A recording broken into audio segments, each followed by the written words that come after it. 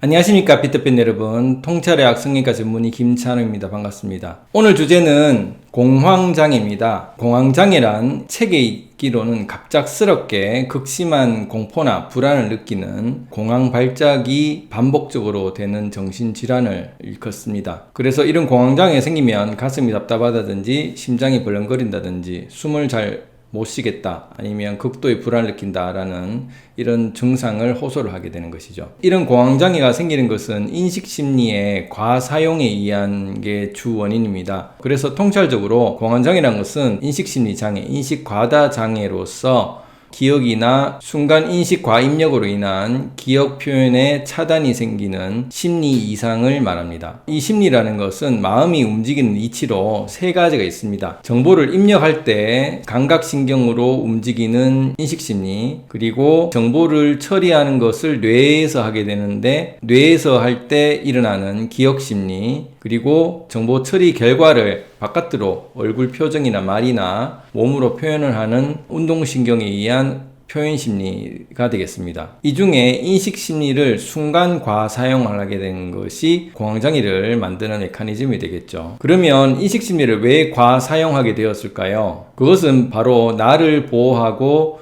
내 주위의 정보를 읽어서 나를 살피려는 심리를 많이 쓰게 되기 때문입니다. 기본적으로 부모로부터 받아온 인식심리가 약하고 예민하기 때문에 감각신경이 예민하여서 조그만 자극에도 크게 받아들일 수 있는 습관이 생길 수 있습니다. 이런 유전적인 것도 있지만 습관에 의한 것도 있습니다. 이 습관이라는 것은 기분 좋은 정보, 편한 정보는 자꾸 받아들이려고 하고 기분 나쁜 정보, 불편한 정보는 피하려고 하는 습관이 생기기 때문이죠. 그래서 정보가 유익하나 여부를 따지는 게 아니라 내 기분에 마음에 드냐 안 드냐를 따져서 뭔가 불편하거나 또 두렵거나 무섭거나 놀랄 일들은 자꾸 회피를 하게 됩니다. 그러면 험한 환경에 노출이 적게 되다 보니까 이런 자극들이 나중에 오게 되면 굉장히 크게 와닿게 되는 것이죠. 즉 보드랍게 크게 되면 공황장애가 올 확률을 높일 수 있다는 것입니다. 그래서 공황장애는 마치 비닐하우스에 풀이나 나무가 크고 있다가 비닐을 벗기고 나면 햇빛도 엄청나게 따가워지고 바람만 살짝 불어도 태풍이 부는 것 같이 나무나 풀이 느낄 수가 있다는 것이죠. 그래서 공황장애는 부자라든지 권력을 가지고 있다든지 살기 편한 사람들이 오는 경우도 많습니다.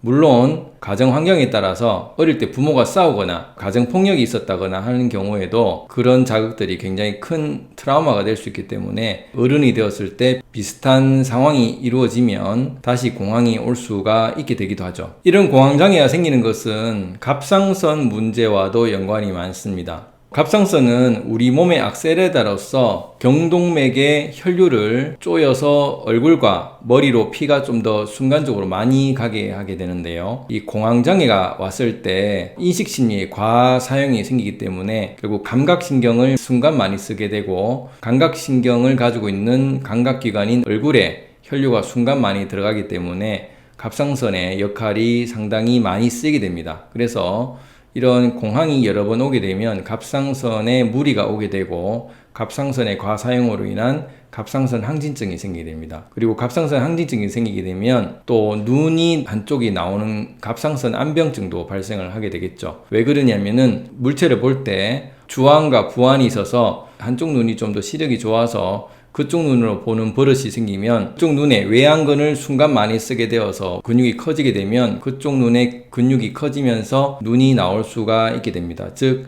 공황장애가 생겼을 때 갑상선 항진증이나 갑상선 안병증이 생기기 쉬울 수 있다라는 얘기를 드린 것입니다. 이렇게 공황장애는 너무 자극이 없이 커오거나 너무 큰 자극이 어릴 때 생겼을 때 오는 경우가 많습니다. 예를 들어서 여성 같은 경우는 외상 후 스트레스에 의해서 생기는 급성 공황장애가 대표적인데 주사 공포증이라든지 아니면 가정폭력과 같은 트라우마에 의해서 생기는 것이 대표적인 예가 되겠죠. 이런 급성공황장애가 생기면 불안장애, 강박장애, 공황장애가 한꺼번에 오는 셈이 되는 것입니다. 그리고 남성 같은 경우는 젊었을 때는 활력이 많고 열정적이다가 나중에 나이가 들어서 남성 갱년기가 되면 우울증에 빠지는 것도 마찬가지로 남성 공황장애의 한 예가 되겠습니다. 이런 공황장애가 생기면 아무래도 순간 뇌가 멈추기 때문에 기억이나 표현을 잘 하지를 못하게 되어서 그 상황에 순간에 디테일한 기억을 잘 못할 수도 있겠습니다. 또한 공황장애 있는 경우 말보다는 글로 분노를 돌려서 표현하는 경우가 많아서 악성 댓글이나 안티 댓글 등을 쓰는 사람 중에 공황장애가 있는 경우도 심심찮게 볼 수가 있습니다. 이런 사람들의 특징은 숨어서 익명으로 자기의 논리를 펴거나 강한 자에게는 약하게, 약한 자에게는 강하게 표현하는 경우를 볼 수가 있죠. 그러면 이런 공황장애가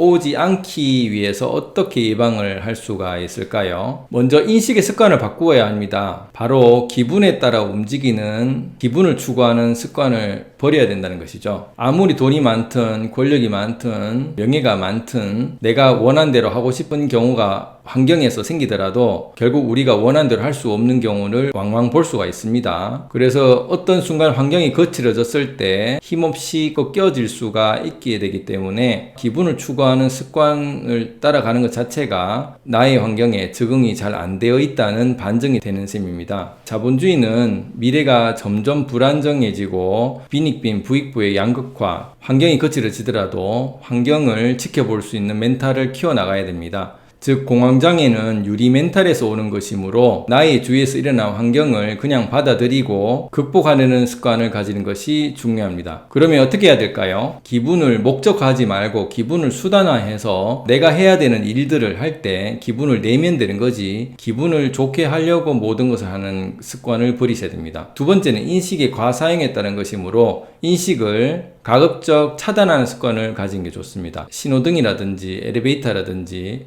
빈 시간이 날 때마다 휴대폰을 보는 것이 아니라 빈 시간이 날 때마다 눈을 감아서 자주 쉬려는 습관을 가지는 것이 중요한 것이죠. 세 번째는 인식을 많이 쓰는 것을 줄이려면 표현을 많이 하는 것이 좋습니다. 즉 운동을 하거나 동작을 많이 하거나 땀을 많이 흘리거나 이런 식으로 큰 근육을 많이 쓰게 되면 아무래도 보는 것도 생각하는 것도 싫어지게 되죠. 우리가 힘들게 등산을 오르고 내리면 힘이 들기 때문에 아무래도 보는 것, 생각하는 것 자체가 점점 에너지가 줄게 되는 것을 아마 다들 경험을 하셨을 것입니다. 그렇기 때문에 공황장애를 극복하는 것 중에 매일 반복적인 동작을 하는 것이 중요하다는 것입니다. 사람들은 기분을 따라 많이 움직이려고 합니다. 그래서 인생을 즐기려고 하고 돈을 벌어서 기분을 좋게 하는데 그런데 소비를 하려고 많이 하죠. 그렇지만 이런 것 자체가 점점 나의 마음도 약하게 하고 멘탈을 유리 멘탈로 만드는 과정이기 때문에 환경이 거칠어지는 것을 막을 수 없다는 걸 인지를 하시고 환경을 그냥 극복하는 대상으로 받아들이는 대상으로 피하지 말고 나를 변화하는데 이런 환경을 최대한 활용해 보는 것이 중요합니다. 우리가 즐거움을 추구하고 괴로움을 피하려 하지 말고 같은 동전에